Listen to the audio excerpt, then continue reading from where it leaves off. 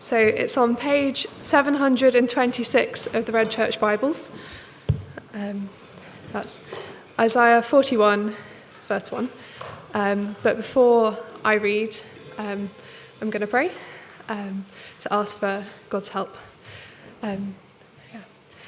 Our Father, you promised that whenever you send out your word, it will not return empty, but will always accomplish the purpose for which you send it. Please, as we hear your word read and applied, would you accomplish all of your purposes in us? In Jesus' name, amen. So that's page 726 of the Red Church Bibles, Isaiah 41. Be silent before me, you islands. Let the nations renew their strength. Let them come forward and speak. Let us meet together in the place of judgment. Who has stirred up the one from the east, calling him in righteousness to his service? He hands nations over to him and subdues kings before him. He turns them to dust with his sword, to wind-blown chaff with his bow. He pursues them and moves on unscathed by a path his feet have not travelled before. Who has done this and carried it through, calling forth the generations from the beginning? I, the Lord, with the first of them and with the last. I am he. The islands have seen it and fear. The ends of the earth tremble. They approach and come forward. They help each other and say to their companions, "Be strong."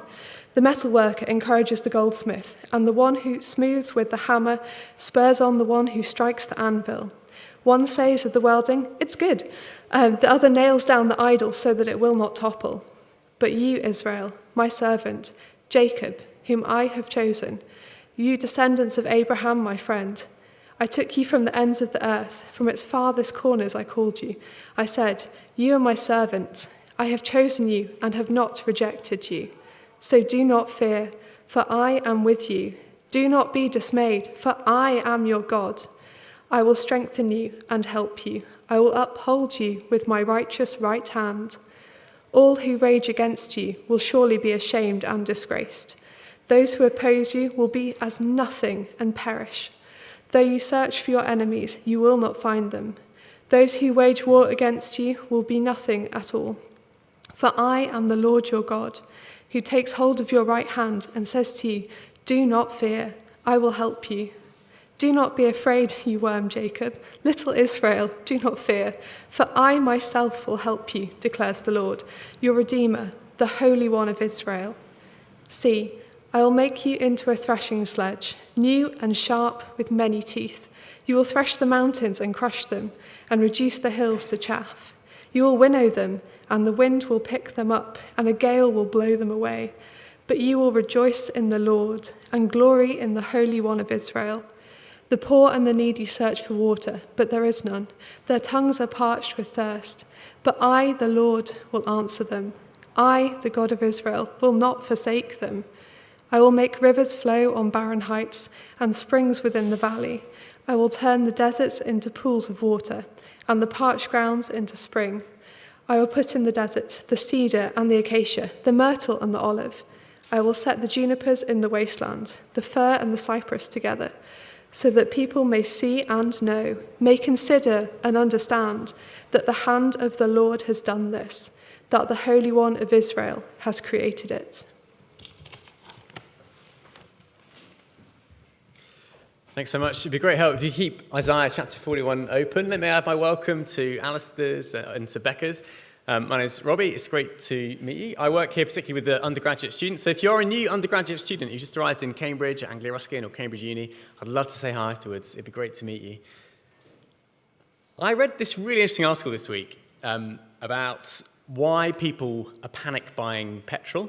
It was The Independent. They'd asked a few psychologists about kind of some of the thoughts and fears and worries and things behind people's panic buying.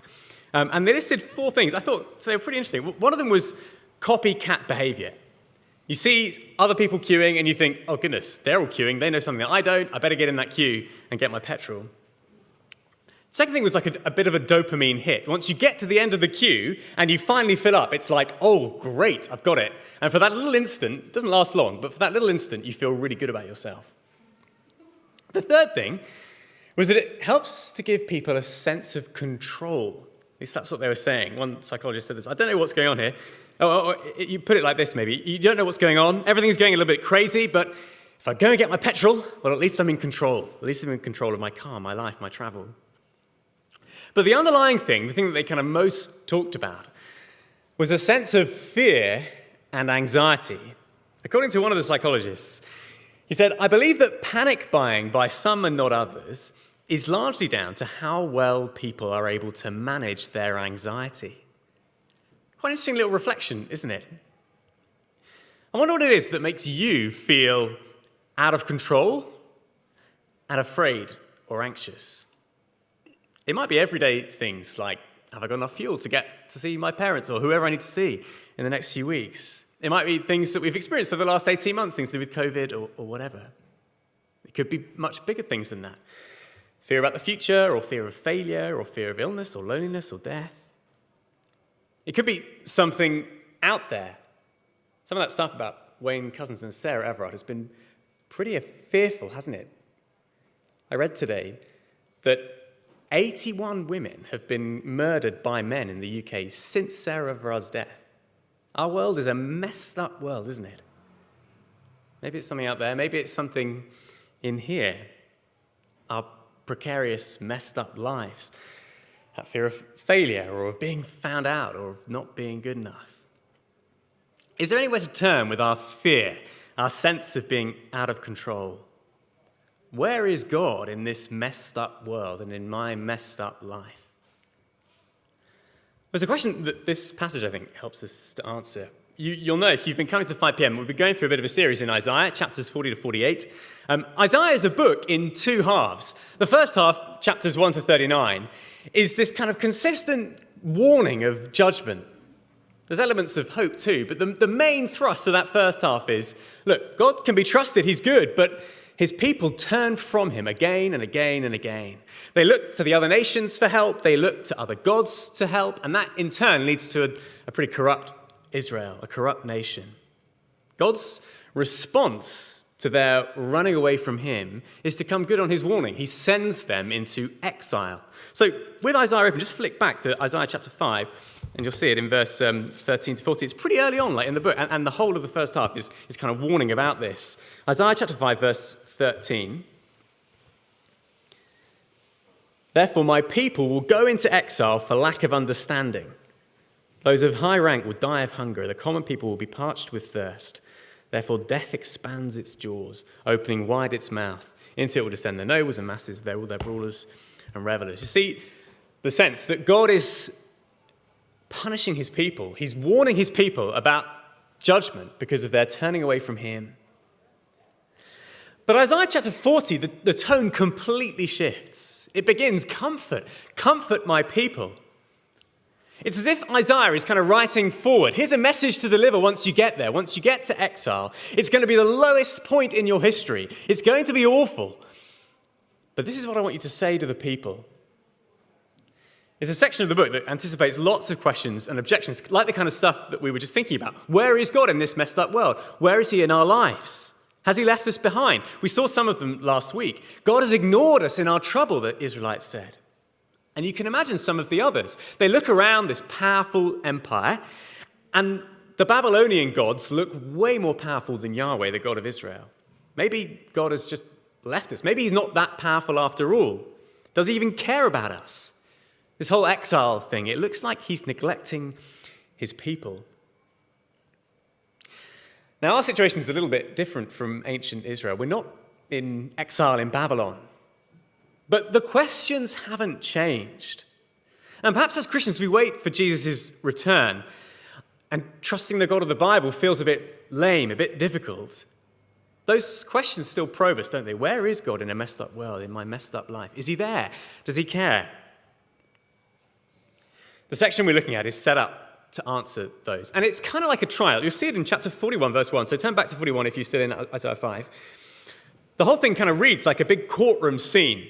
Verse 1, be silent before me, you islands. Let the nations renew their strength. Let them come forward and speak. Let us meet together at the place of judgment.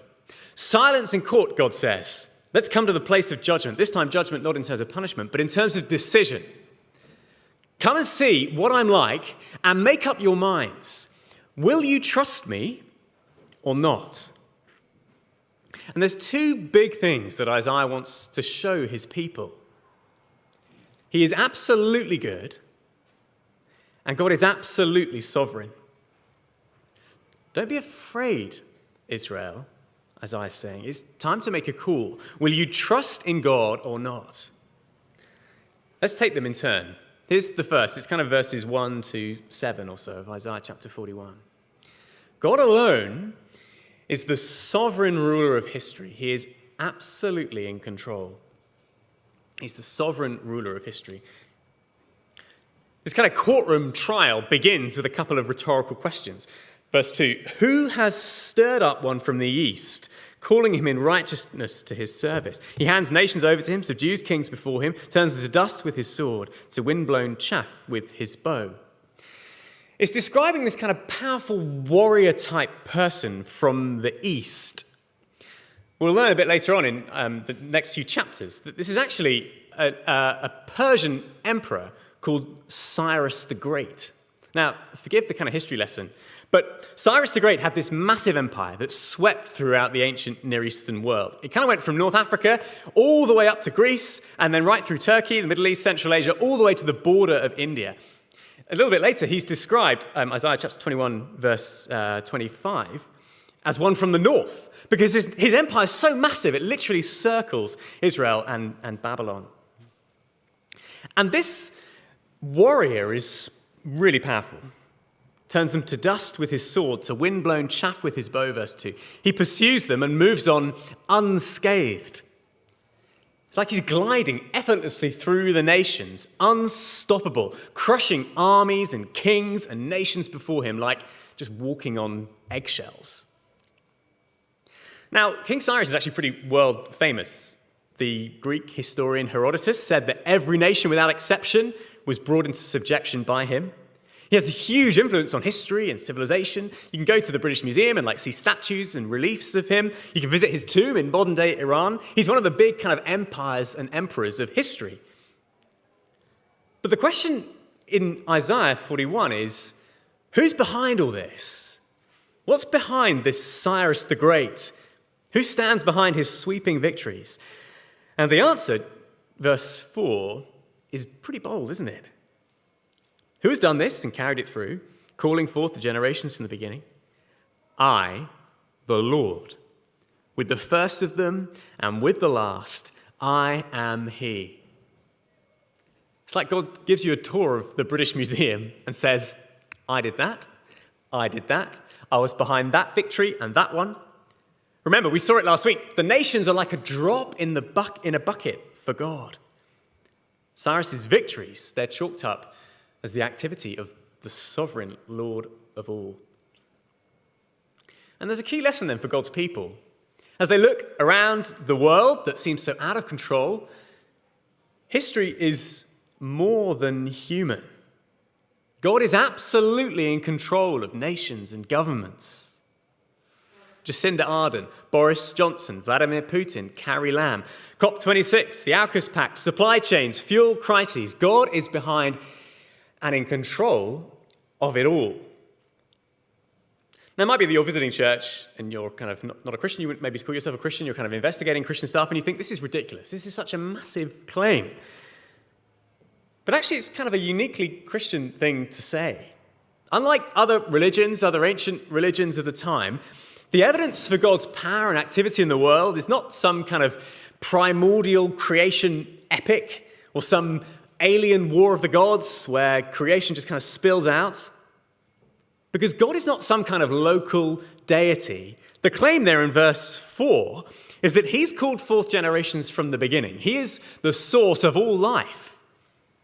He is with the first of them and the last of them, the eternal, self-sufficient, uncreated creator of everything in existence. That is the God of this book, the Bible. Now, I know all this stuff about God being in control raises some questions about sovereignty. Is God behind evil? What about all those things in the world that are kind of pretty grim and horrible, the suffering? Now, you can ask about this later. In a few weeks' time, we've got a question time after the 5 p.m. service, and you'd be very welcome to ask that question then. God in the Bible is never described as the author of evil. Humans are always responsible for their actions. But the consistent teaching of this book is that God is absolutely in control and that he works all things together for his purposes. Now, we'll see this is a huge comfort, and it's a comfort for God's people then and now too. But if you don't know him, it is not a comfort at all. In fact, it's kind of a scary truth.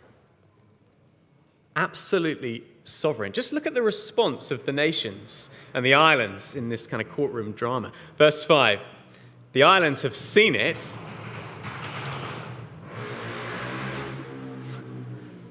Keep reading. Verse 5, the islands have seen it and fear. The end of the earth tremble. They approach and come forward and help each other. They're fearful and anxious. They feel out of control. And so what they do is turn to idols, false gods of metal and wood. Verse 6, they help each other. They say to their companions, be strong. The metal worker encourages the goldsmith. The one who smooths with the hammer spurs on the one who strikes with the anvil. They're all kind of trades and tools used for creating idols. One says of the welding, oh, it's good. But the other nails it down so that it doesn't fall over. It's ridiculous, isn't it? It's the panic buying petrol response. There's the fear and the anxiety. The ends of the earth tremble. The irrational kind of copycat, self-reinforcing behavior. It's good, isn't it? Yeah, it's good. You strong? I'm strong, we're fine. The little comfort hit, it's good. But it doesn't last long. You have to nail in something literally to keep this idol from standing up. You're supposed to read it and laugh. It's absolutely ridiculous. How could this piece of wood or metal save you from the sovereign Lord of the universe? If you believe that the world is all there is, that, life is just an outcome of time plus chance plus matter, then this is how you respond when things get messy and out of control. You seek to find comfort and strength in gods and purposes of your own making. But the reality is that nothing else can help. I've been helped by the preacher Ray Ortland. He kind of describes an anti-Isaiah chapter 41, the kind of opposite of what Isaiah is saying here. And he says it's a bit like this. In the anti-Isaiah 41, nobody knows the future. If we could see the future, we'd be scared to death. Reality, he says, is random and pointless and stupidly cruel. All we're left with is to make up our own purpose in life, our own goals to live for, our own gods to worship, and to hope for the best. But the bottom line of this world is, be afraid, be very afraid. Because there is no one looking out for you. No one has your back. Everybody is trying to use you to get one over on you. And all you have in this lonely, messed up world is you. How different is Isaiah chapter 41? Our God is in control. He is able to help. But a key question then becomes, does he want to? Is he willing? Yes, sure, he may be powerful, but is he on my side? After all, it was sin that caused the Israelites to go into exile in the first place. And it might be a similar kind of question to what we're asking too. It feels messy out there, but I know that it's messy in here too. Does he actually want to help me? Point number one, God is absolutely in control. He alone is sovereignly in control of the nations. Point number two, God alone is the loving helper of his people. He's the loving helper of his people. These are some of the best bits, I think, in the whole of Isaiah. Let's follow through. Verse 8. But you, Israel, my servant, Jacob, whom I have chosen, you descendants of Abraham, my friend, I took you from the ends of the earth. From its farthest corners I called you. I said, you're my servant. I've chosen you and have not rejected you. Now, servant sounds a bit kind of demeaning, but it's actually a very exalted title. And it's the first time it's mentioned here. It's going to come up a lot more in Isaiah chapters 40 through 48 and following as well.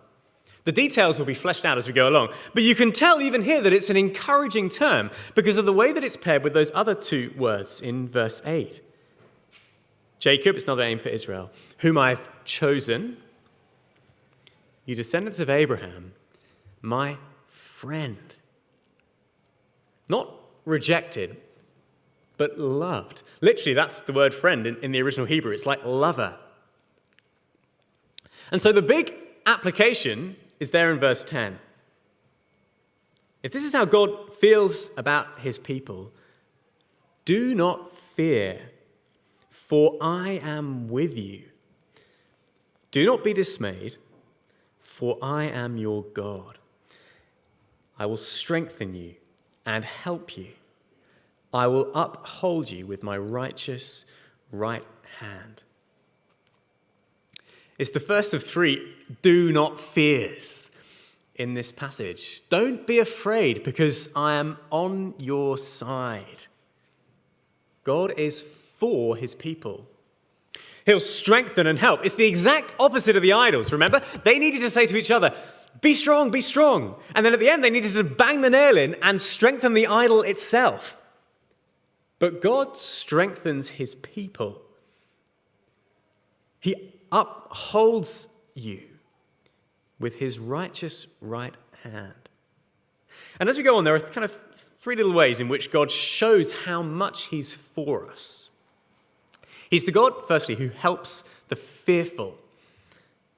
The God who helps the fearful. Verse 11, all who rage against you will surely be ashamed and disgraced. Those who oppose you will be as nothing and perish. Though you search for your enemies, you will not find them. Those who wage war against you will be as nothing at all. Because I am the Lord your God, who takes hold of your right hand and says to you, do not fear, I will help you. There's number two. Do not fear, verse 13. I'll help you. Because God is on side to help. Now, the enemies described, we don't really kind of get this, I think, because, most of us have not come from places where there's war or anything like that. But I love something like verse 13. It's like a mother or father who takes their child by the right hand. We had right hand earlier, but it was God's right hand, verse 10. He'll uphold us with his righteous right hand. But then he'll take us by our right hand, so you imagine his left hand, holding our right hand. Imagine that. It's like a little kid going into the playground where there's bullies or whatever, accompanied by Daniel Craig in his full James Bond outfit or whatever, with all the guns and everything, holding onto his hand. And you think the bullies would just melt away and vanish. That's what happens in verse 12. You'll try and find your enemies again, but you're not going to find them. They're just literally gone. They've vanished in front of this Lord who helps. He's the God who helps the fearful. He's the God who uses the weak. That's verses 14 through 16. Do not be afraid. It's the last do not fear. Do not be afraid, you worm, Jacob, little Israel. Do not fear, for I myself will help you, declares the Lord, your Redeemer, the Holy One of Israel. Again, worm, it's not like a derogatory term, like, ooh, disgusting or whatever. It's just tiny and pathetic. Just little.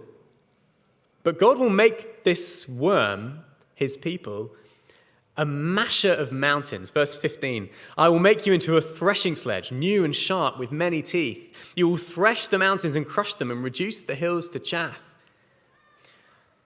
Israel will be an instrument in the hands of their God. A threshing sledge, apparently, was like a big piece of wood like this that you drag behind a kind of an ox or a horse or something like that, and you'd stick nails or stones or something sharp in it, and you drag it across wheat, and it would kind of somehow thresh it. I don't really understand. But you get the kind of picture, don't you, that God will turn this pathetic little worm, his people, into an instrument in his hands that is not just for threshing wheat, but for threshing mountains. I don't exactly know what that means. It could be a kind of defeat of nations. It could be a preparing of the way for God to come. Remember chapter 40, verse 4, if you were here a couple of weeks ago. All the mountains will be flattened so that the Lord will come. But whatever it means, the headline is that nothing is going to stand in the way of the Lord's promises to his people. He will make them his very tool to tear down any obstacles that thwart his plans. He will use those who are pathetic and weak like little worms. And finally, he's the God who restores the needy. This is verse 17 through 20. It's kind of a picture of what God's restoration and help actually looks like in the lives of his people. The image is shifted from the mountains to a desert. It's one of Isaiah's kind of favorite images. Verse 17, the poor and needy search for water, but there is none. Their tongues are parched with thirst. But I, the Lord, will answer them. I, the God of Israel, will not forsake them. There's two things you need in the desert: water and shelter. Apparently you can go for 3 days without water, but if you're under the blazing heat of like the Sahara sun, you're not going to last 3 days. But the Lord will not leave his people alone as they make this wilderness journey. Instead, verse 18, he will make rivers flow on barren heights and springs within the valleys, and turn the desert into pools of water and the parched ground into springs. He'll provide for their thirst. Verse 19, he'll put in the desert the cedar, the acacia, the myrtle, the olive, the junipers, the fir, the cypress. 7 trees. He'll provide for them shelter. It's like the perfect number in the Hebrew scriptures. It's perfect provision. Exactly what they need. And this picture of a desert, it's not just like a generic kind of nice picture. The wilderness always reminds us of God's redemption in the Old Testament, his rescue from Egypt when they were slaves under Pharaoh to the promised land. There's that journey and that provision through the wilderness. It's the language of redemption. And the promise here is that God will one day come again to rescue his people. He will bring them out of exile. Turns out Cyrus is pretty important for that. And he will rescue his people, redeem them, restore them. The Lord who restores the needy. Why? Verse 20 is the kind of climax. So that the people may see and know and consider and understand that the hand of the Lord has done this, that the Holy One of Israel has created it. It's a hugely comforting message, isn't it, in a world that is full of fear. Comfort, comfort my people, we heard a few weeks ago. And there's plenty more of this comfort in the chapters to come. But what Isaiah 41 uniquely shows us is that God is both able and willing to help his people. If you had just one or the other, it would not be good news. A God who's able to help his people, who's all-powerful but not good, well then how do we know he's for us? A God who wants to help his people, who's all chummy and nice, but can do nothing about it, well, that's not good news at all. In the face of our messed up world and our messed up and precarious lives, isn't it good news that both are true? And his goodness and power are on display in pretty much every chapter of the New Testament, and supremely in the death of Jesus Christ on the cross. God on the cross shows us his power and sovereignty over evil. You might want to look up later, Acts chapter 2, verse 23. In a little sermon, one of the first Christian leaders, Peter, explains how it was the plan of all the kind of nations and the enemies of God's people to put Jesus on the cross. But they were all doing that because under it all, God was working his sovereign purposes. It is his plan all along to send Jesus to the cross to die for sin. He shows his power on the cross. And he shows us, and you guys know this, he shows us his love on the cross. Romans chapter 5, verse 8. This is how we know what love is, because God showed us his love. While we were still sinners, Christ died for us. He is the one who is both able and willing to help. And that is wonderful news for us, isn't it? As we close, let me say a prayer.